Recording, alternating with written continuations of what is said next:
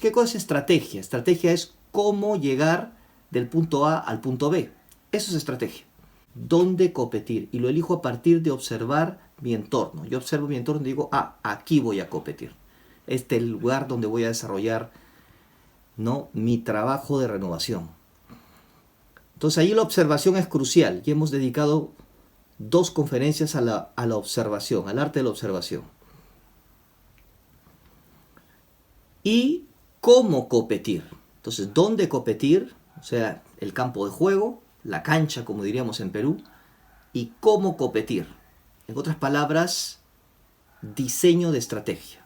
Elijo el lugar de competición y luego elijo cómo voy a jugar ese partido. ¿Ok? Entonces, vamos a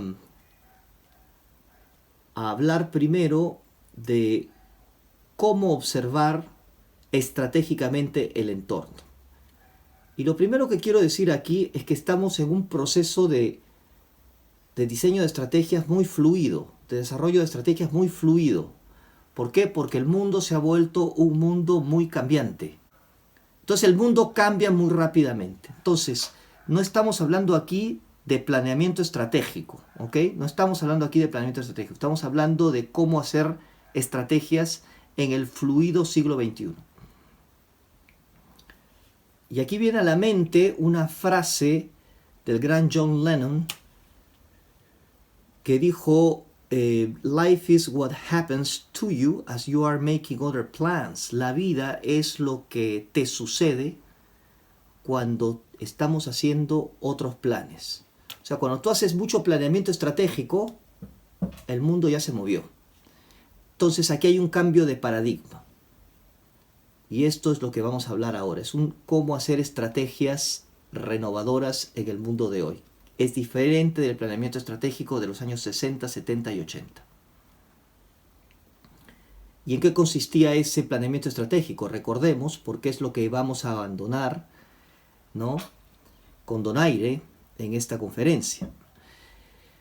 Entonces, ¿en qué consistía el planeamiento estratégico? En prever, en predecir el futuro con un nivel de confiabilidad estadístico alto. Ese era el sueño de los años 60 y 70. Sueño fáustico, irrealizable, y que se ha revelado completamente descaminado el día de hoy. Escuchemos al señor Drucker, que lo vemos aquí en la foto, este gurú del management, que murió pues hace una década. ¿Y qué nos dijo del señor? El señor comenzó a destruir el paradigma del planeamiento estratégico con frases contundentes como esta: la probabilidad que tiene cualquier tipo de predicción de llevarse a cabo, esa probabilidad no es mejor que el 2%.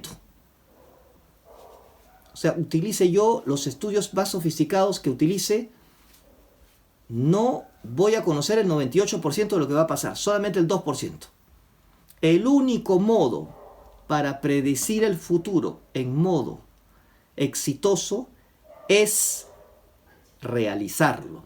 Entonces, cuando yo imagino el futuro y lo llevo a cabo, es cuando yo puedo predecirlo. Es cuando yo mismo lo realizo. No cuando empiezo a elucubrar, incluso con modelos estadísticos y con encuestas y con estudios de mercado sofisticados, empiezo a tratar de discernir qué es lo que va a pasar en el futuro. El futuro ya sucedió. Esta frase es fundamental, ¿eh? El futuro ya sucedió. El día de hoy es más real que nunca. El futuro ya sucedió. O sea, amigos, lo que va a explotar el próximo año ya lo tenemos alrededor. ¿Cuál es la tarea entonces? Es mirar todo lo que ha ocurrido ya, incluso lo que no es tan obvio. Entonces volvemos al punto de observación que hacíamos en las primeras conferencias. Entonces la tarea que nosotros tenemos, el desafío que nosotros tenemos, dice Drucker, es mirar todo lo que ha sucedido ya, pero que no ha tenido todavía un impacto. O sea, todas esas cosas que están ahí flotando, esas burbujitas que están flotando en el aire, que todavía no han estallado, tenemos que mirarlas y decidir cuáles vamos nosotros a hacer estallar. Y así podemos prever el futuro. Otra cosa más nos recuerda el señor Drucker, que en tiempos turbulentos una empresa tiene que ser gestionada para soportar golpes repentinos, golpes brutales y repentinos, ¿no? Y para aprovechar oportunidades que se presentan en modo inesperado y violento. Ese señor escribía eso hace más de 25 años, pero qué certero, en qué certero modo describe lo que está pasando ahora, ¿verdad? Esto significa que en tiempos turbulentos los fundamentales de una empresa tienen que ser manejados y manejados bien. Y como todos sabemos, los fundamentales de una empresa, ¿cuáles son? Empleados motivados, clientes felices y flujo de caja positivo. Esos son los fundamentales, amigos. Entonces, nosotros vamos ahora a entrar a este mundo estratégico con estas ideas, ¿ok? Que cuando estamos en mundos turbulentos, imagínense una embarcación en un mundo turbulento, tienes que focalizarte en lo fundamental, que la proa esté en la dirección correcta, que bajes las velas, ¿no? Que se aten todos para que no se caigan por la cubierta, ese tipo de fundamentales. Yanantin es la idea de la empatía o es la idea de la dualidad. Porque cuando yo empatizo, siempre empatizo con otra cosa, ¿verdad? Entonces la idea de la dualidad y la idea de la empatía son dos caras de la misma moneda. Ese término incaico, o mejor dicho aymara, pre-incaico, es fundamental para nosotros.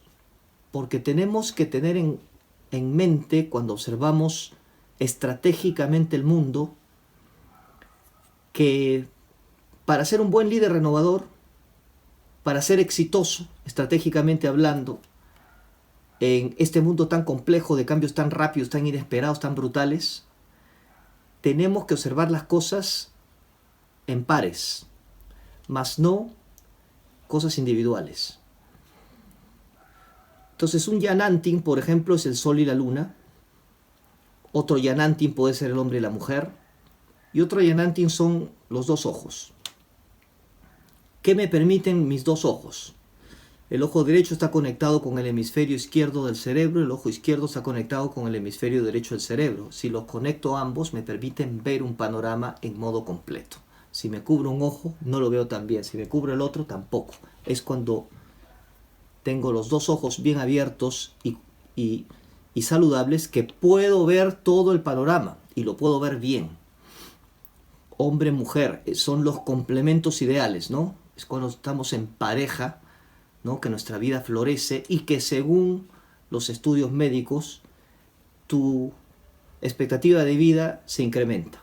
Es cuando yo considero una cosa con su Yanantin, o sea, con su mellizo, con su hermanito o su hermanita, que yo aprehendo o capto el fenómeno completo. Entonces les voy a presentar el primer Yanani estratégico que tenemos que tener en mente, que es el juego de la competición.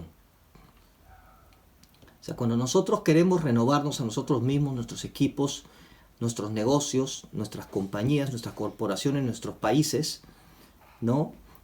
Tenemos que tener en cuenta que el juego no es competir, como la literatura anglosajona del management nos ha sugerido. 99% de los libros de management y de estrategia sobre todo hablan de competir, competir, competir. Sin embargo, el Yanani de la competición es cooperar. Los estudios sugieren incluso que la mayor parte de las actividades que realizan los seres humanos cotidianamente, las organizaciones cotidianamente, son de tipo cooperativo, que no competitivo. Una actividad competitiva, por ejemplo, es una guerra de precios, una guerra de mercado. Una actividad cooperativa es cuando yo trabajo con mi equipo, cuando me fusiono con una empresa, cuando hago una alianza con una empresa, cuando trabajo con mis proveedores. Entonces, nosotros competimos para cooperar y cooperamos para competir. Es un Yanani. Por eso, al juego de de los negocios internacionales, de las profesiones funcionales, yo lo llamo el juego de la competición. Aquí no estamos compitiendo, aquí no estamos cooperando, aquí estamos coopitiendo, o sea, cooperando para competir y compitiendo para cooperar. Un segundo yanani que tenemos que tener en cuenta en esta conferencia de la estrategia del líder renovador es algo similar a lo que hablamos en el slide anterior. Es la idea de competidores y complementadores. Todos nosotros estamos familiarizados con la idea de competidores. Aquí tenemos Coca-Cola, y si yo les pregunto cuál es el competidor clásico de Coca-Cola, me van a decir todos Pepsi-Cola y viceversa. Entonces todos sabemos qué cosa es un competidor, ¿verdad? Microsoft, Apple, ¿no? Brasil, Argentina en fútbol. Pero ¿qué cosa es un complementador? Un complementador es aquella organización o incluso tecnología que me permite dos cosas. Me permite vender más y bajar mis costos. Es como magia, ¿no? O sea, si el competidor es mi rival, el complementador es como mi amigo. Y a veces el competidor es también el complementador. O sea, es mi amigo enemigo o mi enemigo amigo. Entonces, ¿cómo puedo yo conjugar todas estas ideas? Por ejemplo, fíjense, desde el punto de vista de los costos. Vean la botella de Coca-Cola y la botella de Pepsi. Antes eran de vidrio, luego pasaron a ser de aluminio, latas, y luego pasaron a ser de PET. Estas botellas son de PET. PET es un tipo especial de plástico. Es una especie de bolsa, ¿no? Esa botella es una especie de bolsa, una bolsa rígida. Ojo, el envase es el elemento de costo más importante. Más cuesta la botella de PET en cualquier gaseosa que la gaseosa que está dentro. Entonces, ¿qué pasó cuando Coca-Cola empezó a ordenar PET para sus botellas? El PET bajó de costo o de precio porque empezaron a ordenar más y más cantidades de PET. Pero cuando Pepsi-Cola empezó a hacer lo mismo, el precio bajó en modo más brutal todavía. Entonces, si la tonelada costaba $100, por decir un supuesto, después de que Coca-Cola empezó a usar PET, costaba pues $60. Pero después que Pepsi-Cola y todos los demás entraron a usar PET conjuntamente, bajó pues a $2. Te voy a mostrar 4 pares de factores que son fundamentales para observar tu entorno y decidir dónde competir. Este es lo que yo llamo la cruz de evaluación competitiva. Esta cruz me permite ver sistemáticamente, responder sistemáticamente la pregunta: ¿dónde voy a competir? ¿Dónde voy a competir? Entonces, fíjense, el primer yanani es norte-sur. Yo tengo que observar, yo estoy en el centro de esta chacana, esta cruz andina, de 8 ángulos, o sea, 4 pares. Entonces, el primer par es norte-sur. En el norte tengo los clientes y en el sur tengo los proveedores. Y ese es el primer par que observo. Luego tengo este-oeste, que son los complementadores y los competidores. Son los mellizos que tengo que observar. Es el segundo par, el segundo yanani. Noreste y noroeste son los nuevos entrantes y los sustitutos. Los sustitutos son tecnologías, ¿no? Los nuevos entrantes son organizaciones. Y sureste, suroeste están los grupos de presión y los reguladores. Normalmente los primeros se convierten en los segundos. Entonces, cuando yo observo estos pares, tengo que hacerme una serie de preguntas, ¿no? En la mente, para guiar mi observación. Y aquí les he puesto algunos ejemplos de preguntas que pueden hacerse cada vez que ustedes observan cada uno de estos jugadores, ¿no? Que vienen por pares. Por ejemplo, si observamos los clientes y los proveedores. Cuando observamos a los clientes, tenemos siempre que tratar de ver lo que otros no ven. ¿Qué es lo que podemos ver que otros no ven? cuán radicales son los cambios que esperamos en las preferencias, en las actitudes, en los deseos de los clientes, los hábitos, los estilos de vida. Usualmente se dice que en 30 días tú cambias tus preferencias, ¿no? Tomabas Coca-Cola, tomas Pepsi-Cola ahora. En 60 días, pues, cambias tus hábitos. Bueno, ahora tomo mi Pepsi-Cola, pero ya sin azúcar. Cambio los hábitos, ya no voy a ingerir azúcar. Pero a partir de 90 días, ¿no? Si tú cambias tus hábitos, después de 90 días puedes cambiar tus estilos de vida en modo completo. Entonces un cambio de estilo de vida es algo mucho más radical, más fundamental. Eso, amigos, es exactamente lo que está pasando, lo que está sucediendo en prácticamente todos los países de la Tierra que han sido azotados por los efectos combinados de COVID más las cuarentenas. Entonces, ¿cómo va a cambiar el ecosistema del consumidor, del cliente, como resultado, ¿no?, de estos cambios en los estilos de vida? Que son bastante dramáticos, ¿no?, bastante radicales. Proveedores. ¿Quiénes van a ser los proveedores clave en el futuro? ¿Dónde vamos a ver los mayores cambios? ¿Qué áreas de cooperación nuevas con los nuevos proveedores nosotros podemos ver o prever? O sea, ver antes, prever. ¿Quiénes van a ser este ahora? ¿Quiénes van a ser los nuevos complementadores clave? Las empresas o las tecnologías que me van a ayudar a vender más y a bajar mis costos. ¿Cuáles van a ser las posibles áreas de cooperación con estos complementadores? Competidores. ¿Quiénes van a ser los nuevos rivales? De repente ya no van a estar en mi industria. ¿Quiénes van a ser los rivales de los bancos, por ejemplo? Entonces, ¿cuál es la percepción que estos nuevos rivales van a tener de mi estrategia, de mi actividad, de mi profesión? ¿No? Y cómo la intensidad de rivalidad va a ir cambiando en función a estas nuevas percepciones. ¿Qué barreras a la entrada van a caer? Y por lo tanto, ¿cuáles son los bárbaros que van a estar al otro lado de la muralla que se cae, ¿no? Y que van a entrar a estos mercados, ¿no? Siempre que cae una muralla, sea la muralla china, sea la muralla romana, sea la muralla incaica, siempre hay bárbaros que entran, ¿no? Sustitutos. ¿Cuáles son las tecnologías que hoy se están perfilando como las tecnologías del futuro? La tecnología del futuro, la que me sustituye, es aquella cuyo precio relativo baja. Entonces, ¿dónde competir? En otras palabras, ¿cuál va a ser mi propuesta de valor al cliente?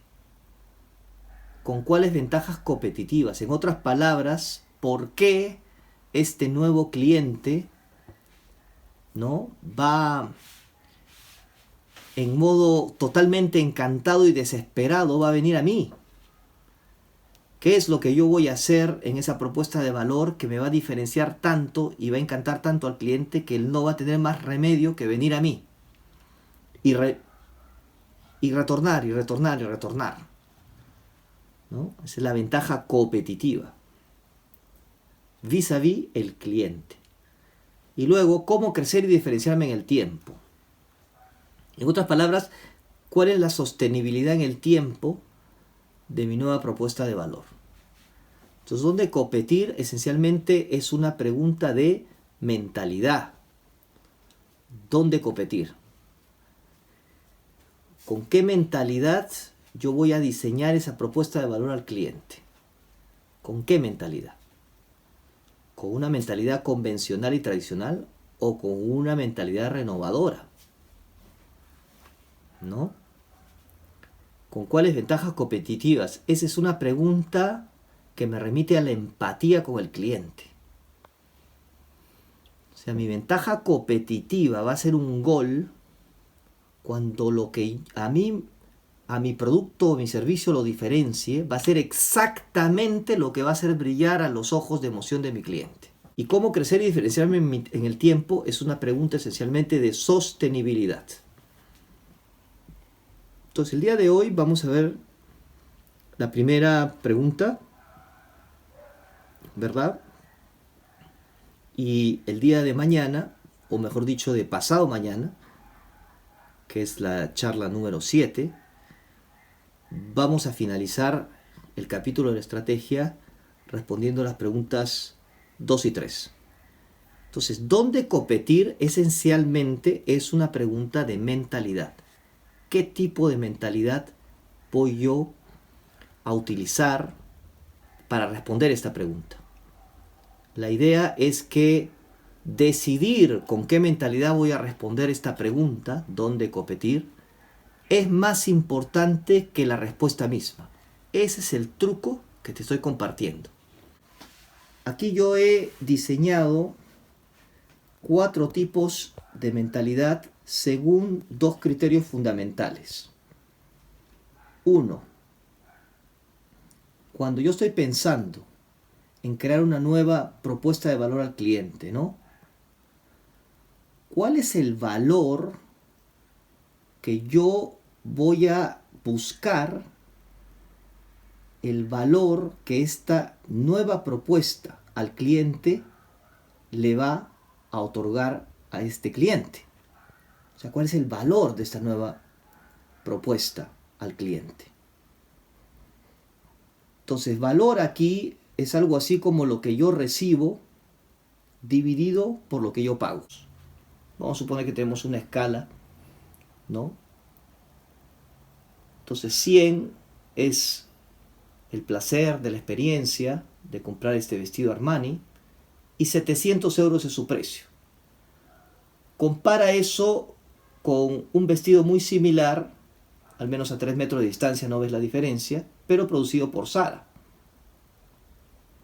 Entonces a lo mejor una mujer que compra el vestido de Zara no va a tener en la escala de 0 a 100 los 100 puntos que le da el vestido de Armani. Tendrá a lo mejor la mitad, vamos a suponer 50. Pero el precio de ese vestido no es 700 euros, es 70 euros. ¿Correcto? Entonces, si yo divido 100 entre 700 y lo comparo con 50 entre 70, está claro, está muy claro matemáticamente que el valor del vestido de Zara es muy superior al vestido de Armani. Entonces eso puede parecer contradictorio, ¿no? Pero pueden hacer el mismo cálculo para los vuelos, por ejemplo.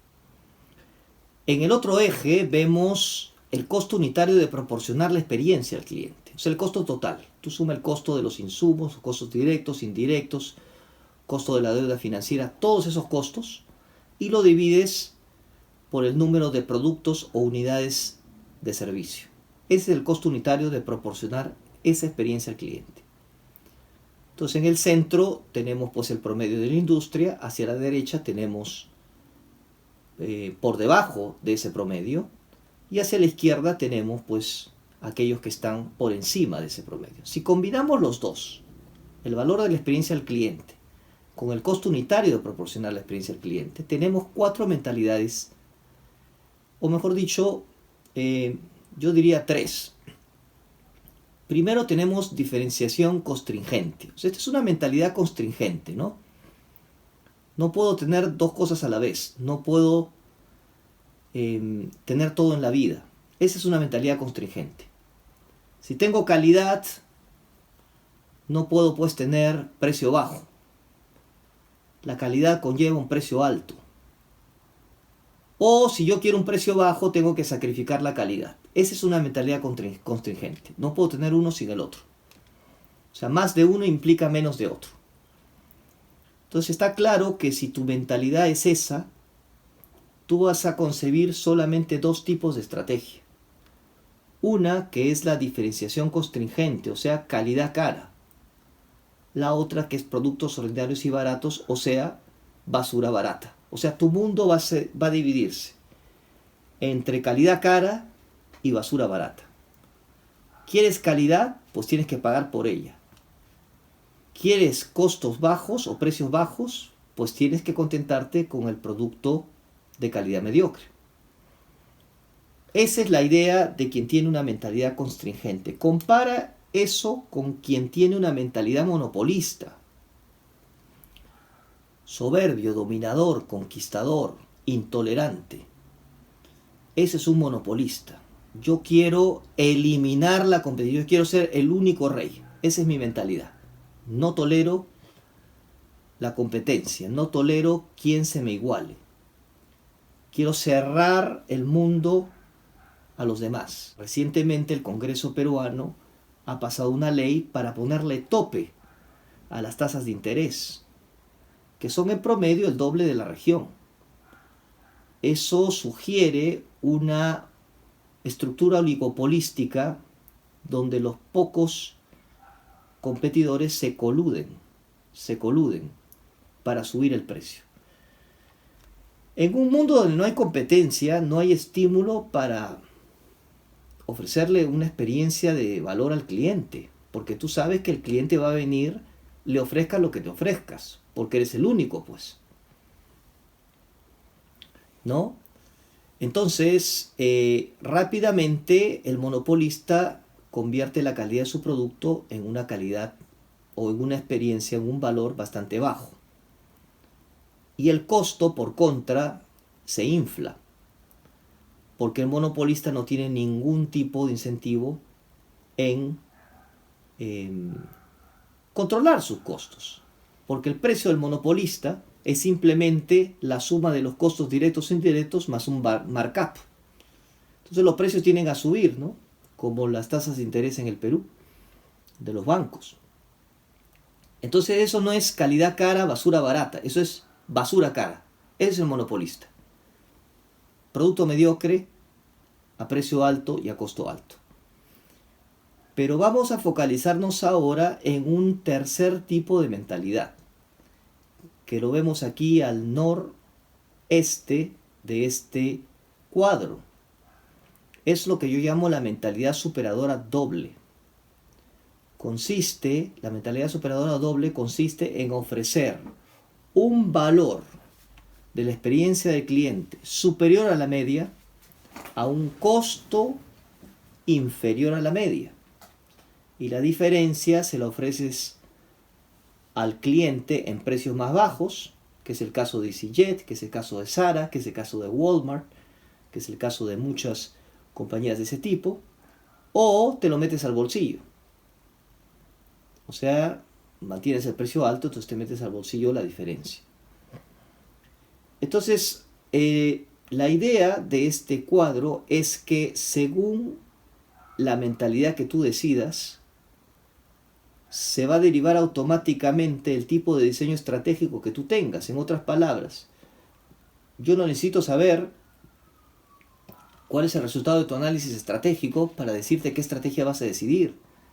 Yo solamente tengo que indagar cuál es la mentalidad con la que estás viendo el mundo.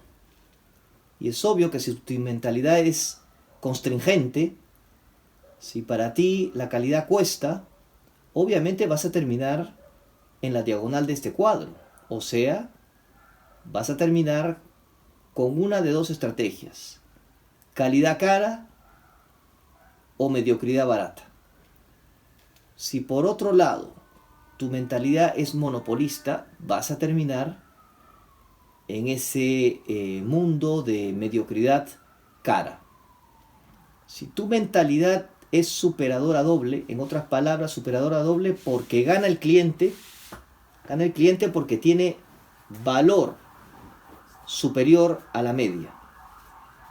Y ganas tú, que le ofreces ese valor, que le ofreces esa propuesta de valor, porque tus costos son más bajos.